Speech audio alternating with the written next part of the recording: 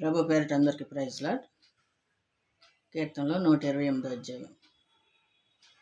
యెహోవా యందు భయభక్తులు గల వారు ఇలాగూ ఆశీర్వదించబడదు. నీవు ధన్యుడువు, నీకు మేలు కలుగును. నీ లోగుట నీ భార్య ఫలించు ద్రాక్షవల్లి వలె ఉండును. నీ భోజనపు బల్ల చుట్టూ నీ పిల్లలు ఒలీవ మొక్కల వలె ఉందురు. ఎవరైతే ఆయన యందు భయభక్తులు కలిగి ఉంటారో వారిని దేవుడు ఆశీర్వదిస్తారు. భోజన బల్ల చుట్టూ పిల్లలు ఒలీవ మొక్కల వలె ఉంటారంట. దేవుని యందు భయభక్తులు కలిగి ఎప్పుడైతే ఉంటారో వారు ధన్యులు. వారి కుటుంబం అంతా కూడా ఆశీర్వదించబడతారు. సియోనులో నుండి యెహోవా ఆశీర్వదిస్తాడంట అలాంటి బిడ్డలను.